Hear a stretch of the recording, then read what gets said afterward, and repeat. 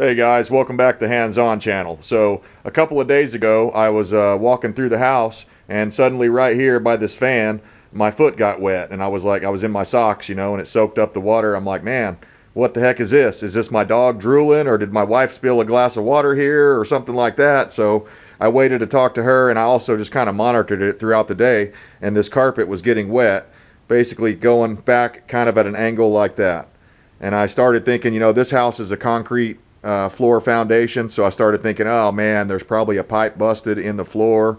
This is my greatest fear. If you have a house that has copper pipes and they're in the concrete, that's one of your greatest fears. You're always kind of wondering about that, earthquake or a tremor or any other manner of things can, even just electrolysis where one pipe crosses another one can cause them to eventually develop pinhole leaks in the slab, and then it will pool up on the floor like that. So that's what I thought I had going on. And to figure that out, I cut this carpet right here. There was already a seam right there, but I went ahead and cut this carpet and rolled it back. And of course, all the padding underneath there was all saturated. So I had to pull that out and throw it in the trash because there was nothing I could do to get that out of there. And it was in real bad shape anyways. This is old carpet. We were kind of already planning on changing the carpet anyways, but I didn't really want to have to rip into it right now. So long story short, I ripped into it. Of course, when I discovered the leak, I shut the water off because I didn't want it to continue to leak. So I pulled the carpet back and I dried the floor up real well, and I turned the water back on, and I had to wait for about 20 minutes or so, and then eventually it started pooling out right by where this fan is and just kind of bleeding out this way. So I told my wife, I was like, well, there's a bathroom right here. Possibly it's above the slab problem, and it's just running down this wall right here and running over and collecting right here and making us think that it's on the floor. So basically what I did after that was I went ahead and dried this up, and I started looking around inside the bathroom. Okay, so I came in here to the bathroom, and I'll have to get some light going here. Okay, so I came in here to the bathroom and I cut this hole in the wall. The reason I did that was I was like, well, as fast as it's collecting over here, it would probably be the closest pipe, which would be the sink right here. I've got a sink here, and I've got a toilet over here, and a shower over there. So anyways, fast forward to what I found here. I cut this open, and at first, I wanted to tell you about this because I thought it was pretty brilliant. At first, I just cut a small opening up at the top, and I couldn't really stick my hand down in there. And my wife came up with the brilliant idea of taking like a piece of thread and a little piece of toilet paper kind of wadded up in a bow shape. And I was able to drop that down the hole and kind of probe around with that thing until I found it, where the water was. I wasn't finding any over on this side, but as I probed around over here with it, the toilet paper was getting wet. So I thought that was a brilliant way to kind of isolate it. Without, because I don't have any cameras or anything that could see behind the wall there because it was so dark inside of there. So what I found was a pinhole, and I took a little cell phone video, so I'll insert that right here and show you what I found.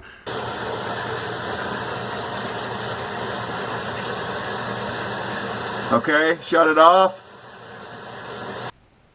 You could see it was spraying out of there like a, kind of like a squirt gun, but it was all spraying back this direction and hitting this back of this sheetrock here and running down and getting on that stud and running all the way over to that floor over there. More than likely, this floor is either a little out of level and the downhill side is that way, or the board that's put down in there is sloped that way a little bit, and it was just, collecting and running down there. So I ran over to Walmart in a last-ditch effort here, and I bought this stuff. It's a JB Weld product. I'll show you that here in a moment, but I was able to kind of just put some of that stuff on there on this elbow because it was shooting right out of the side here. So I was able to kind of put some of that on there and buy me a little bit of time. So yesterday I had a plumber come by, and I thought, if a plumber can do it for 150 bucks, 200 bucks, I'll go ahead and let them do it, because I think what needs to happen is we need to heat this up and just try to remove this one elbow without heating any of this stuff over here up. Well, the plumber told me he wanted like $360 to do this job, and I was like, no way, man. I was thinking like half that, or like 150, maybe $200. So I ran the guy off because I was like, man, there's no way I'm paying you that much. I can do it myself. I know how to sweat this copper. It's not that big a deal. I just don't do it every day. So I thought, you know, hey, I'll support a local company and get somebody out here to do it. And again, you know, if you're a plumber and you think I'm wrong about that, I just think that's excessive, you know, to change one elbow. Now, again, if he had to change all these other things out, maybe $300 would be about right. But I'm talking about just heating this one elbow up and at least attempting to do this. So I'm going to try real hard. First, I'll probably have to scrape that crap off of there, or heat it up and scrape that crap off that I put on. But it did buy me some time. It still was leaking, but it was more of a drip rather than spraying out on the sheetrock. So we were able to turn it on and off. You know, when we would go to bed at night, we would turn the water off and bleed the pressure off so that it wasn't leaking all night. But then during the day, we were able to turn it on and, you know, flush toilets and take showers and run the dishwasher and then turn it back off when we weren't using it. So anyways, we've been kind of milking it along here for about 2 or 3 days. But today's the day I'm going to get in here and we're going to attempt to get this thing heated up enough where I can just remove that elbow. And it's going to be a trick because you see how tight everything is. I do have the option of cutting in through the other side of the wall, but I'll have to move some stuff before I do that. So if I'm going to go in from the other side of the wall, if I can't get to it from here, which I'd rather do because this is under the cabinet, I can just make a cover for this hole that I made, and nobody will be the wiser unless they have to do plumbing work in the future, and then they'll be happy that there's an access hole there. So anyways, guys, I'm going to attempt to record some of this. I don't know how well that's going to go because I'm in a tight spot here, but I wanted to show you guys that this kind of stuff is possible for the DIYer. It's just going to, you know, you got to work up your nerve because, man, I'll tell you, I've been thinking about doing this for like 2 days and trying to figure out the best way to go about it without having to redo the entire manifold because nothing over here is leaking. I just want to change that one fitting out. So stay tuned. We're going to attempt to do this, and I may be sorry that I'm trying to record it, but if I mess up, I'll show you that too. So anyways, guys, good luck to you if you've got a problem like this. I know how it can be. It's really nerve-wracking, and especially when you have to cut into your walls to find, you know, leaks and stuff. So we're going to give her our best shot. The tools you're going to need. So the tools you're going to need to do this are obviously a propane torch. I'm going to have a couple of different fire suppression methods around. I've got an extinguisher and a little can of stuff there that's supposed to be fire suppressant. I've got a red shop rag. I'm going to wet that down, and in an attempt to, you know, keep the other pipes, the stuff I'm not trying to heat up, in an attempt to keep those cool, I'm going to wet that down and wrap it all around those pipes back there so that hopefully I can just release that one elbow. So I've also got this old casserole pan. It's just one of these little thin ones that I can bend and shape into my, you know, whatever desired shape I need. And I'm going to try to get that in there behind where I'm going to be heating up as a heat shield. So you're going to need that. And in this case, I think I'm going to need one of these type of fittings. It's a male to a female elbow. And the way that looks, I believe this part here, the male part, actually slides in to that T there. So that's what I'm thinking is going on there. I'm not going to know 100% until I sweat the old one off. And of course, again, I can't stress it enough. This is, even I've done this kind of stuff before, but when you're doing it on your own house and you're doing it inside of a tight spot like this, it gets a little unsettling. So just be ready. You're going to be a bag of nerves when you're doing this stuff, and just, you know, be ready for that. But anyways, we're going to get this going. I'm using MAP gas just because that's what I've got on my bottle right now. You could also use propane. I think the MAP actually heats it up a little faster. So you're going to need some flux, some of this water soluble lead-free flux, and you're going to need some lead-free solder. I've got a couple of pairs of pliers here for helping me pull the fitting apart once I get it hot. I've got a device here to clean the thing out, and a little piece of emery cloth. I bought a little kit that came with all this stuff, minus the fitting. It was like 30 bucks though. I mean, solder has gone up really, really high since the last time I bought it. So this is that product that I stuck on there, the white stuff you see. And it sort of worked. I mean, it didn't completely stop the leak. It changed it from a spray to a drip, but it bought me some time to get me by. until I could either get a plumber out here or get my plumbing hat on. So next up, I'm going to put my plumbing hat on and we're going to get in here and get after it. Okay, we've got the water shut off and the pressure bled down. So now I'm going to try to scrape some of this stuff off. And it's hard as a stone.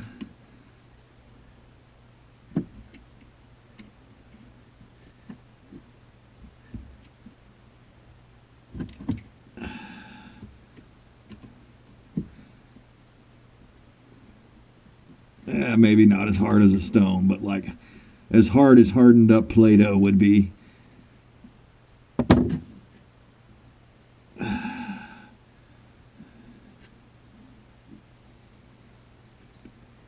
All right, you can see I wrapped a wet rag around the part over here that I'm not wanting to heat up. So I'm going to attempt to heat this up, and I think after looking at it, since this one is a male going into this side here, I'm going to just heat up the actual elbow. I'm going to try to get my torch in there and just heat up this side right here of the elbow and see if I can get it hot enough that I can pull that out. Hopefully that'll work. So let's get over here and get going.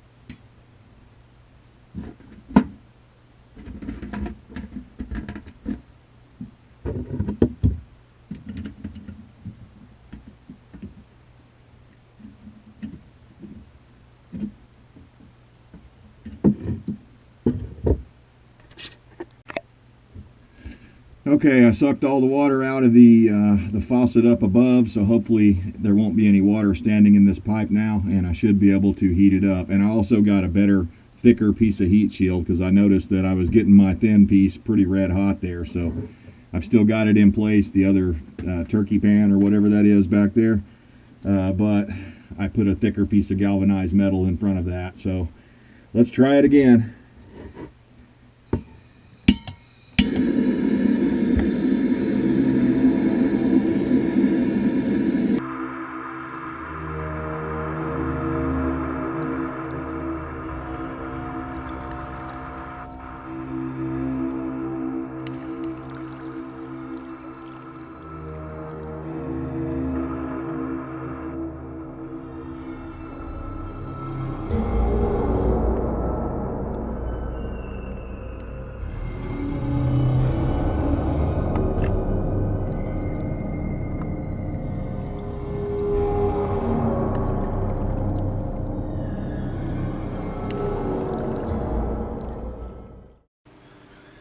Okay guys, it's the next day, and as you can see, I wasn't able to get this piece here out.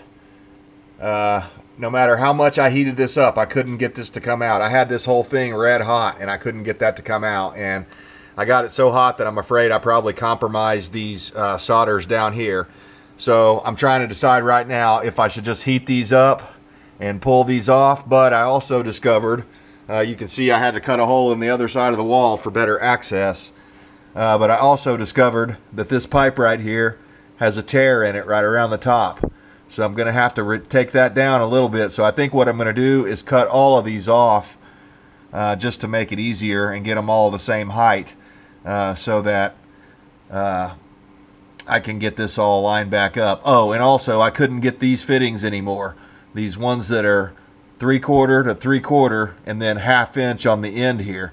I couldn't find any of those. I went to several different places, Lowe's and my local lumber yard, nothing. So anyways, they had some other ones that were 1/2 inch, 1/2 inch, 3/4, but that wouldn't work for my application because what I'm trying to do is rebuild this manifold. So it's going to be a bigger job than I originally anticipated, of course. They always are. So that's how it goes when you're doing plumbing stuff, though. So be prepared for that.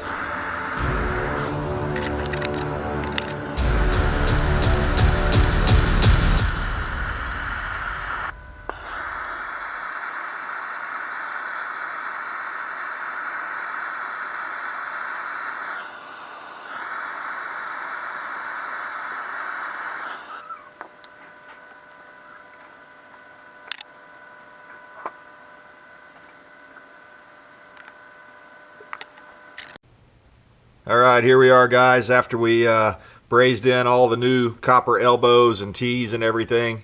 I had to reconfigure it. You can see this is how it was configured before. It was similar to this, but I couldn't get two of these T's. I could only get one of these T's like this, that was a 3/4 to 3/4, and on one end of the T it has a 1/2 inch. Anyways, I could only find one of those, so I had to make do and make it a new way here, but it'll all work the same exact way as it did before. I just had to kind of change things up. I extended this out.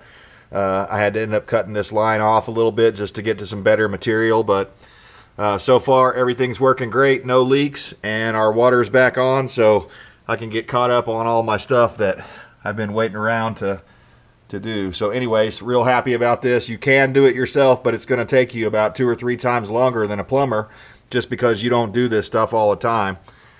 Or that's the way it was for me. I haven't brazed anything in, like, I don't know, 15 years or something. So I was kind of out of practice, as you can see, and I used a lot more of the material, the solder, than I would have liked, but I'd rather have a little more than enough than not enough. So hopefully this is helpful for you guys. Now I got to patch this hole up, clean everything out, and patch this up, and I'll probably, just as a precaution, I'll probably squirt everything down inside of there with some pretty heavy concentration of bleach, just so that no mold or anything like that starts forming. But yeah, I'm real happy to be done with this. Now I can get up off my knees for a while. All right, guys, appreciate you tuning in, and we'll see you next time.